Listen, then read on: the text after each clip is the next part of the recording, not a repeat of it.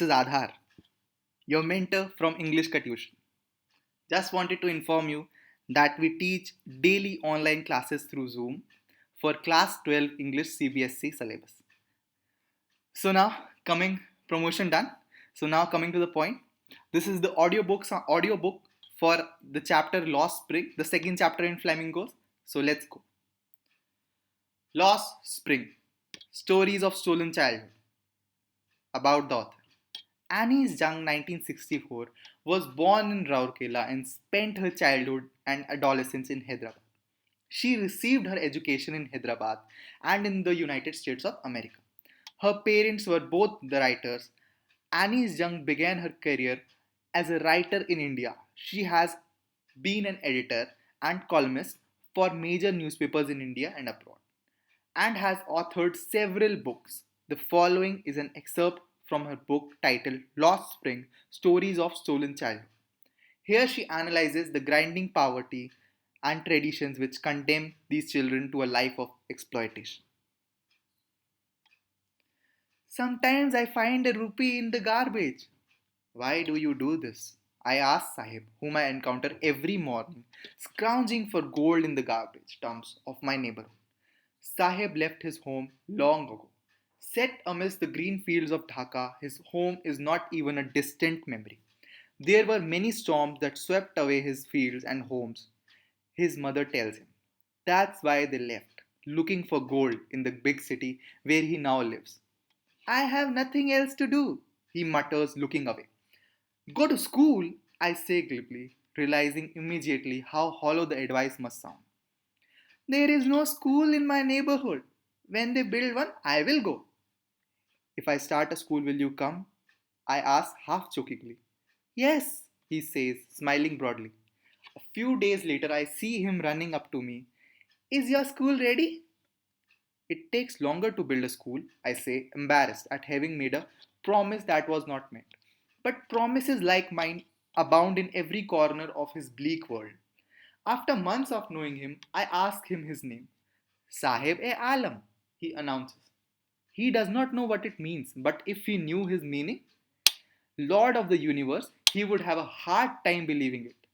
Unaware of what his name represents, he roams the streets with his friends, an army of barefoot boys who appear like the morning birds and disappear at noon.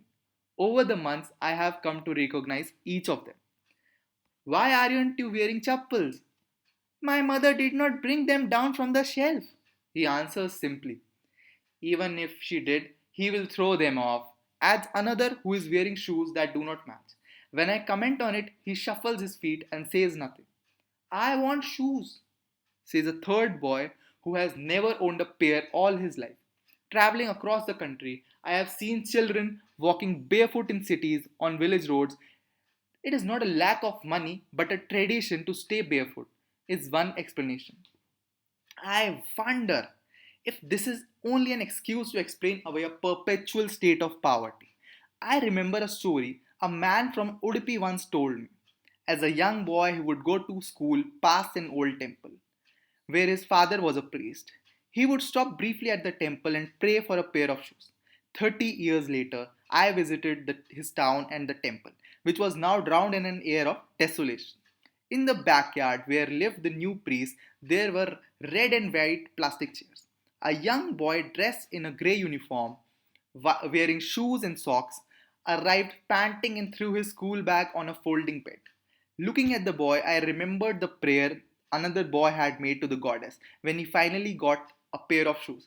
Let me never lose them. The goddess had granted his prayer. Young boys like the son of the priest now wore shoes, but many others, like the rag pickers in my neighborhood, remained shoeless. My acquaintance with the barefoot rag pickers led me to Simapuri, a place on the periphery of Delhi, yet miles away from it, metaphorically. Those who live here are squatters who came from Bangladesh back in 1971. Sahib's family is among them. Simapuri was then a wilderness. It still is, but it is no longer empty. In structures of mud with roofs of tin and tarpaulin, devoid of sewage, drainage, or running water, live 10,000 rag pickers. They have lived here for more than 30 years without an identity, without permits, but with ration cards that get their names on voters' list and enable them to buy grains. Food is more important for survival than an identity. If at the end of the day we can feed our families and go to bed without an aching stomach, we would rather live here than in the fields that gave us no grain. Say a group of women in tattered saris when I asked them why they left their beautiful land of green fields and rivers. Wherever they find food, they pitch their tents that become transit homes. Children grow up in them, becoming partners in survival, and survival in Simapuri means rag picking. Through the years, it has acquired the proportions of a fine art. Garbage to them is gold. It is their daily bread, a roof over their heads, even if it is a leaking roof. But for a child, it is even more. I sometimes find a rupee, even a 10 rupee note, Sahib says, his eyes lighting up.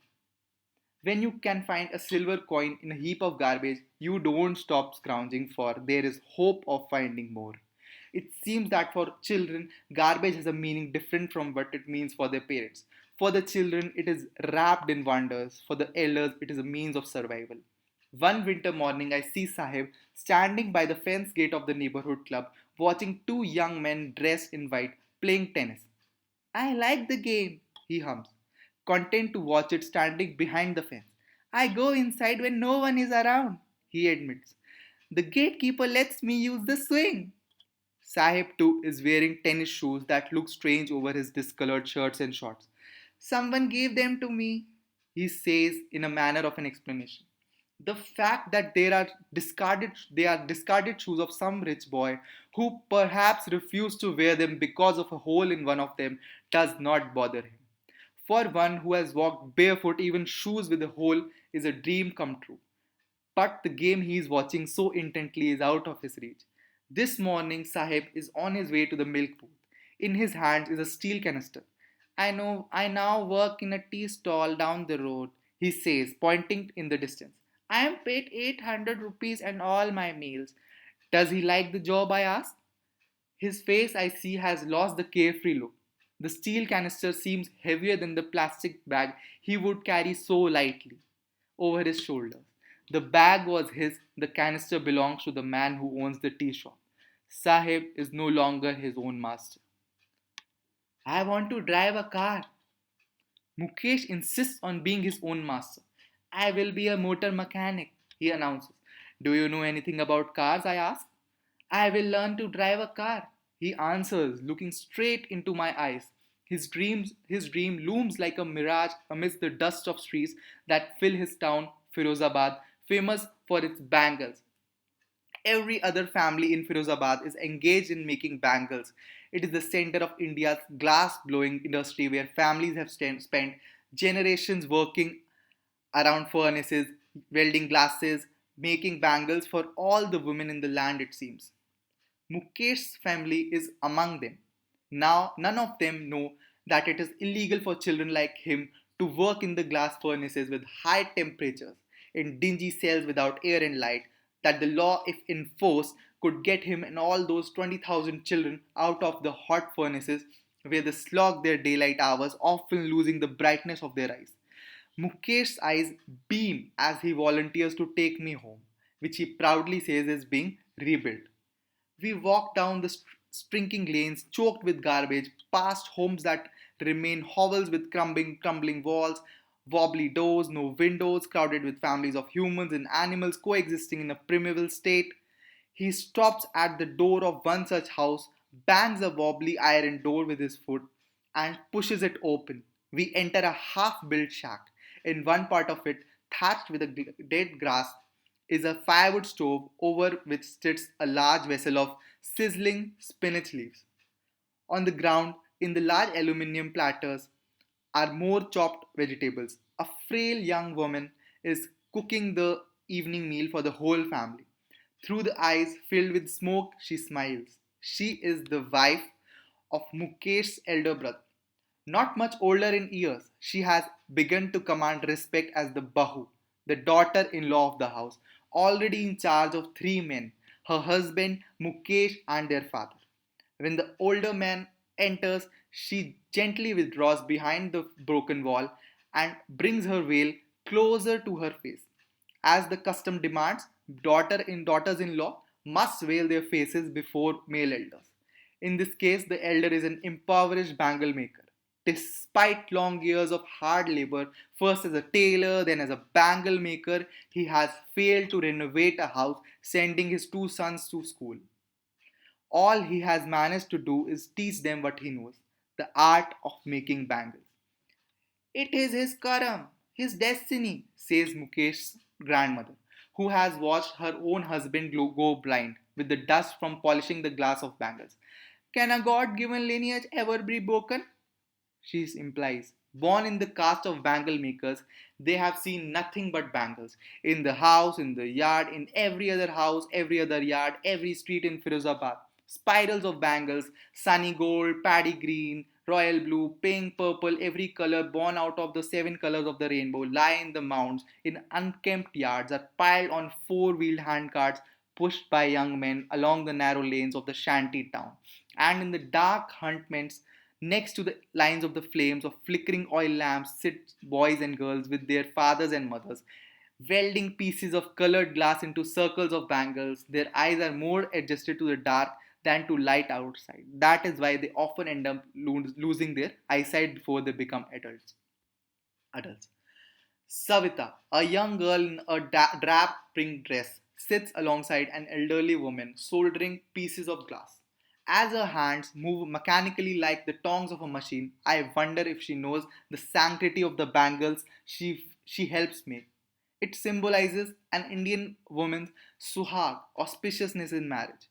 It will dawn on her suddenly one day when her head is draped with a red veil, her hands dyed red with henna, and red bangles rolled onto her wrists. She will then become a bride, like the old woman beside her who became one many years ago.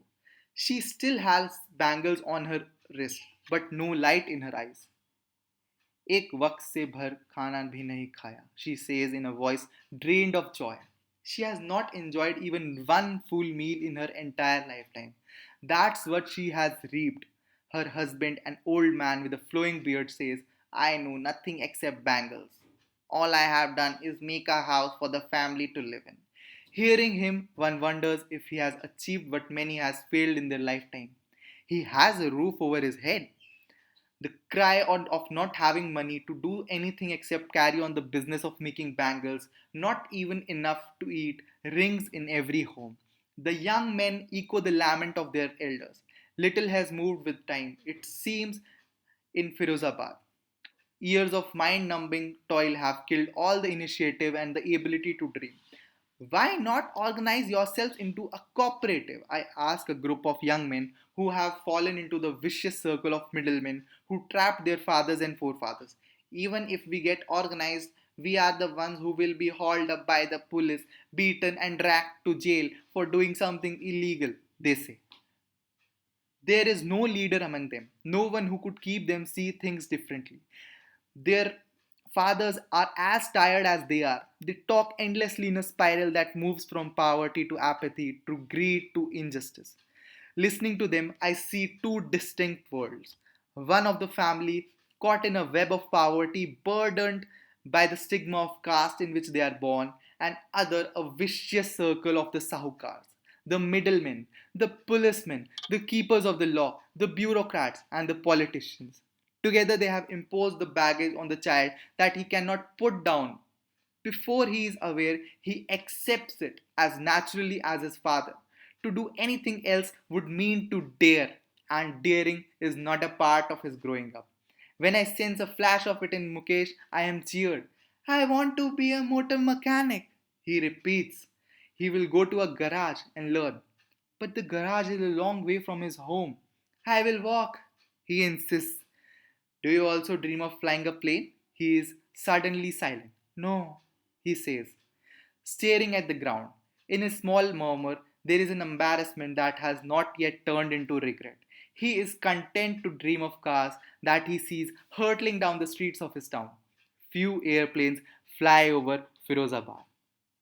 Thank you.